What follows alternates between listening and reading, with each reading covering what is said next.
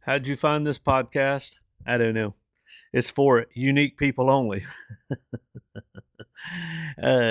People that are a little bit bizarre. You ever feel like you're a square peg in a round hole? Or you've even moved past that point where you're not even a peg anymore. There's no hole. That's how I've lived my whole life. Hi, I'm Rob, with an R, that is, and I've been around the sun a few times.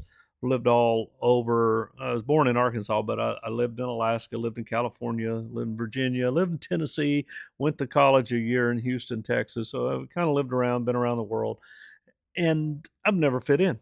Ever, never really fit in. And I tried. Now, don't get me wrong. But what happens when you don't fit in, sometimes you pull back from the human experience and you're not living your best life. So if I could start a podcast, which obviously I am, here it is, I would bring out the points to those people that are unique, that are artists, that are creators, that are energy sources in our society, that are woven into the fabric of society, but are not really in the herd. If that makes any sense. And I may be speaking to you already because you're feeling feelings of ostracized, like you've been ostracized, but it will give you a sense of not having proper value because our society values certain things, certain levels of success, when really your value is not so much what you've done or will do, it is who you are. And you bring to society such an energy that our society would be lacking without your energy. And you can't hide that. You shouldn't hide that uniqueness. So, yeah, let me take you back to when I was a kid. My dad decides to move us to Alaska in the late 70s, 1977.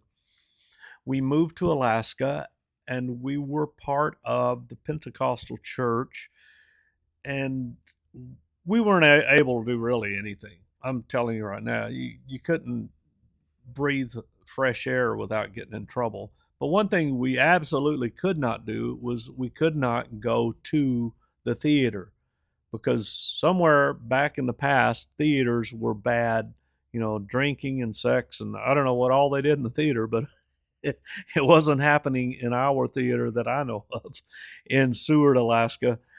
But the movie Star Wars came out, and I wanted to see the movie so bad, and I couldn't go. My friend Susie at school, her mom owned the theater, and I was hanging out over there one day, and she goes, "You know what? We know you can't go in the theater and watch movies, but if you want to watch it in the back, just standing at the back curtain and look through the curtain." So there I was, standing at the back, being all religiously illegal, watching Star Wars because I wanted to see what everybody was talking about, Chewbacca and Han Solo, and use the Force, Luke. And so I watched it through the curtain. It took many years for me to realize that I needed to go past the curtain and go ahead and sit down and enjoy the human experience. And so that's really what my life is about, helping others know their value, find their identity, and especially those that have overcome great adversities. So they don't feel like I'm the only one, I'm alone out here. No, you're not alone. There are a lot of us. We are the feral circus, so to speak. We are the bearded ladies. We are the ones. We are the creators. We are the spice of society. Without us, it would be bland. And I want you to lean into it. Are we going to hurt people? No, we do no harm, but we're going to be ourselves. You've got to be that. You've got to be you. You're a unique you, right? And so I never fit the mold that my peers and everyone around was trying to get me to fit, and that's okay. And I'm going to tell you why right now, why it is okay. Because once you learn that you are the seasoning, the spice, and you own up to who you really are, and you stand up into who you really are, society is better.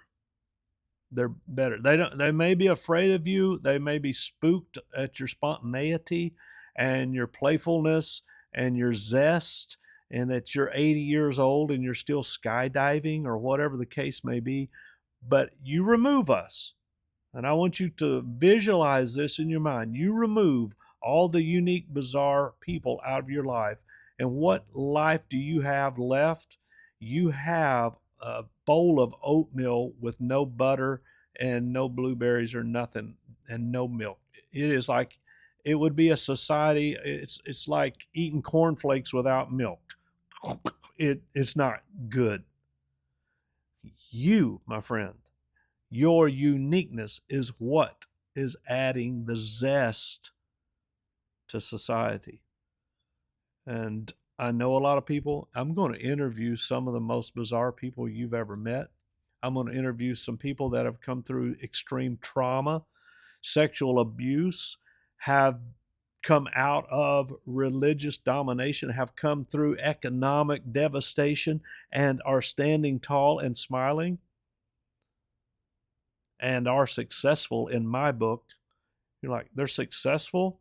Look, they're driving a 20-year-old car and living in that house, and you call them, they are successful in that they are 100% authentic, and they are living their best life.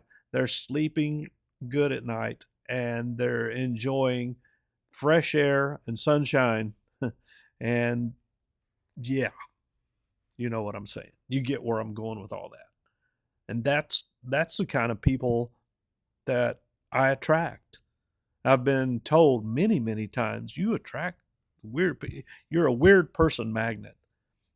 It's not that I attract them, I accept them, and they feel comfortable with me because there's no judgment here.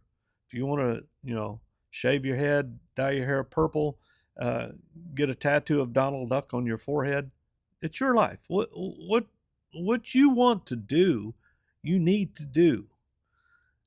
Maybe not the Donald Duck on the forehead. I'm not sure where that came from, but you get what I'm saying.